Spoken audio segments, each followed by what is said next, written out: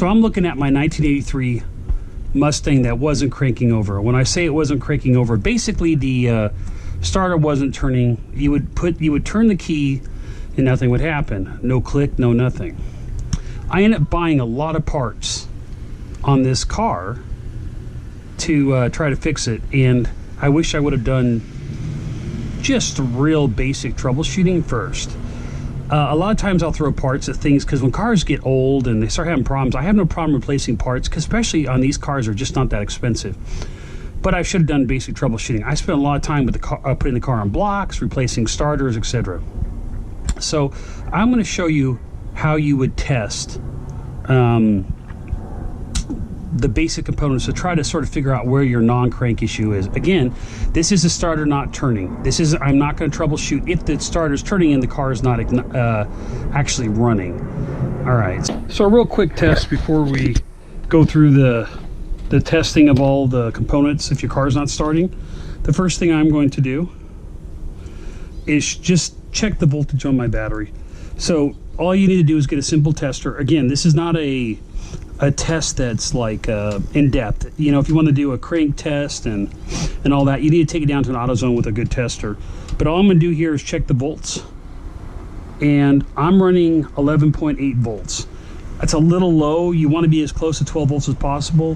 What I'm going to do is start my car to get it charging. That's the reason I'm running low right now. Anyways, doing a quick test, it'll show you should have at least 12. If you don't, you may have a battery issue, and I'd recommend remedying the battery problem, obviously, before you do any additional testing, because that may be your issue. First thing I would do is I would start with the starter relay or starter module, whatever you want to call this thing, on the car. Now, basically, the hot lead goes into the bottom of this, and then this is a starter, the cable going to the starter right here. If you have I believe it's 85 or newer, the two poles that are at the bottom and the top are right next to each other, and you can actually put a screwdriver or something between them and test your starter. But what I'm going to show you is how to test this relay so you know which direction to go. So at this point, what I'm going to do, I haven't done anything with the car. I'm going to disconnect the starter cable, and what this cable does is actually turns a solenoid in here that allows power to go from the battery to the starter. That's all this thing is doing. And so what you do is just take a jumper cable and hit that pull, and now as you can hear, my starter is turning. All right, so now you're hearing the starter. Now if you do this and you don't hear the starter, then you have to start troubleshooting that direction to the starter. You troubleshoot from the solenoid to the starter. So say you did this and nothing happens. Your starter doesn't turn or anything like that. The next thing I would do is just hit the starter. Just hit this. So take a jumper cable and just hit this. So as you can see, I just put the cable on this, the starter's turning. So now I know it's not a starter issue, because basically I'm going straight to the cable, which is turning the car. So again, if you're curious about what side is if you have a different looking solenoid than mine, a starter solenoid, if you want to know which one's actually going to the starter, it's simply whatever doesn't have the fused link here, and you can see a fused link. And you can also just trace the cable back to the battery here. So again, this is the best way to find out if the problem is what I call forward of the solenoid, which is it a starter problem, or is it actually a problem with the actual pieces in the car, like the actual ignition module, or a clutch safety switch, or a neutral safety switch, and I'll go over that in a minute. So at this point, my starter's turning. If you do all these tests and it's still not turning, unfortunately, you're probably going to have to yank the starter out, and I'll show you how you can test the starter. Here is a new starter. Now, why do I have two starters for this car? Because I'm an idiot. I didn't do a good job of testing the car, and that's why I highly recommend you go through these steps that I'm showing you. I ended up replacing, I assumed this was a new starter I bought and replaced the original starter. The car ran for about a week and then stopped. It's a rebuilt starter, so I'm like, oh, it's a crappy starter, before I did basic troubleshooting. So say your car isn't cranking, you pull the starter out, and again, I'm not going to go through those instructions, and you want to test the starter. Well, simply, and again, I'm testing from the battery on the car, and I would disconnect the negative terminal because I have a quick connect here. I don't need to disconnect it. And what you're going to do on this is make sure that your jumper cable is only on this back piece. If you touch anything else on the starter, you're going to cause a problem. It'll arc. So if you look, this is all isolated, and this is where the power goes to the starter. So negative, just hook it into one of the mounting points. Again, make sure the ground isn't hitting anything. And what I'm going to do is simply charge it. And you can hear it spinning now. Again, when I touched the positive with that, it's spinning. So guess what? We know that we're good to go. This starter's good. If it's not spinning, at that point you need to go get another starter or take it down to like an AutoZone or something like that, and have it tested there. You've done this test, right? You've tested the starter coil, and you arc between the actual cable that powers the solenoid that flips it, that allows power to the starter, and it runs, right? You've tested, if it turns over but you still go and turn the key, then obviously we're gonna go back the other direction, and I'll show that troubleshooting. But again, this would be how to troubleshoot from the start to the starter. I know the starter's good. I know the solenoid's good because when you touch this, it powers this, starts the starter. So now, say you pull the starter out and you tried this and it works, and then you put the positive on this and it still doesn't work. It could be your actual cable. I ended up replacing my cable. The other one was getting a little frayed, and I actually tape by the starter. I tape these up so they don't accidentally ground to anything. There's not a lot of room underneath the engine, and there's only about ½ an inch into areas around it. So I always put electrical tape just to make sure it's not arcing on anything. And it could be close to something and actually arc. So again, then you would test this cable. I'm not going to do that because it's a pain. To replace the actual starter cable itself, again, you got to pull the starter out to get access to it. You might be able to reach down in there, but I couldn't do it. We determined that the starter is good. We determined the solenoid's good. Where would you go next? All right. So the next component that goes bad in a 79 through 93 is, this is the actual ignition module. I will tear it and show you how you can test these without going through all the work. So the ignition module, again, all it is the key. When you turn the key, there's a rod that hooks to the tumbler that basically forces this thing forward. And that's all it does. It's actually how it starts the car. The wire from this that goes to the solenoid on a up to 85 goes to, from this, it passes through the neutral safety switch, or again on a if you have a manual car, instead of a neutral safety switch on your automatic transmission, you'll actually have a plunger on your clutch, or your clutch pedal, and that has to be open before the car to start. So again, that is much easier to troubleshoot on that. Most of the time when those break, you can just simply go to the get AutoZone and get that switch. It's universal.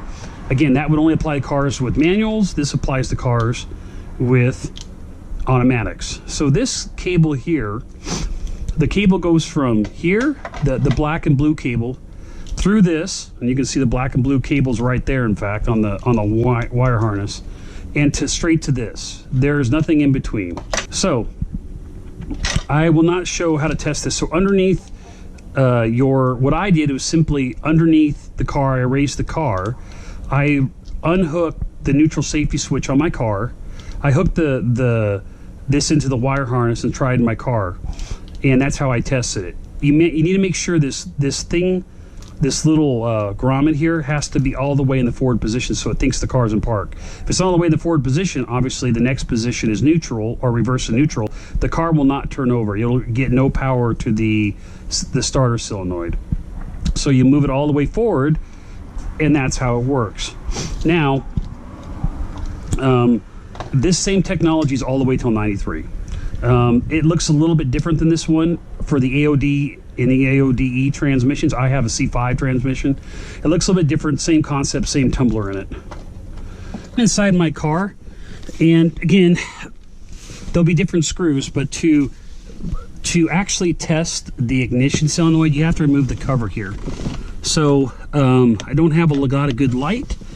Do my best here. So I'm going to go ahead and remove the 5 screws. There's 2 on the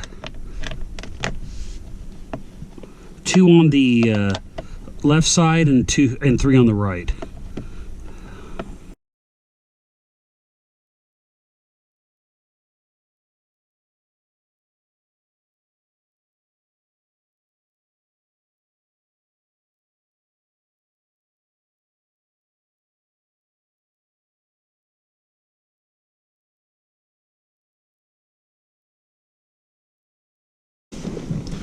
So you want to put the steering wheel tilt all the way down, and here comes the rest of the screws out.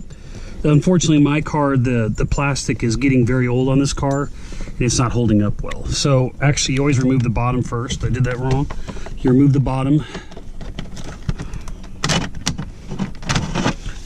and then tilt it up, remove the top. All right. And this thing sort of goes out at an angle. The top one is the hardest one to get in and out. And I find that if you just turn it like that, it comes out. All right, so right here, that's the ignition module, not the starter module, so not confusing. All it is when you turn the key, there's a rod between these. So your ignition switch here usually doesn't go bad. It's actually this ignition. Now, if you look, these have a special screw the factory no longer offers to the dealership to get these out, and that was to keep someone from doing what I'm doing, showing you to test this, so they couldn't steal your car. A lot of times, if you can, as you see, you have to cut a hole in this and sort of wedge a screwdriver there and get it out. Again, one of the reasons I recommend you just buy one of these things and have them laying around. They're like $13 for one of these things. They're cheap. I always have one laying around whether I need it or not. It just makes troubleshooting things easier. But again, this is the actual brains to the ignition, this piece here, not the actual mechanical tumbler itself. So I'm gonna go ahead and disconnect. Now again, I have the power disconnected.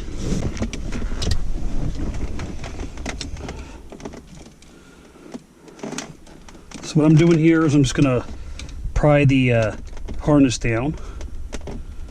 That's what I laugh about these old designs. It really wouldn't have been much for someone to steal a car. All they would have had to do was have an extra module. So I don't know why they wasted their time. And I just sort of pry on the ears one at a time so I don't break the harness until the thing drops down.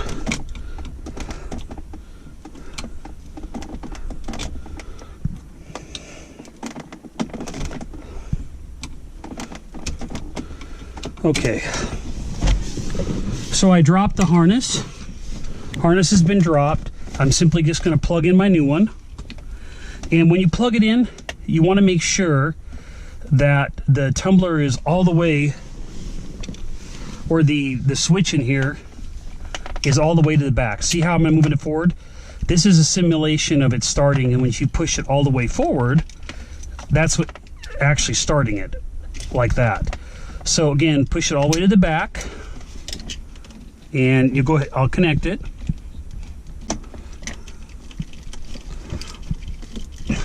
So I have the new one in. So I'm gonna go ahead and put power in the car. Alrighty, so I have returned to power the car. First thing I'm gonna do is push this all the way forward.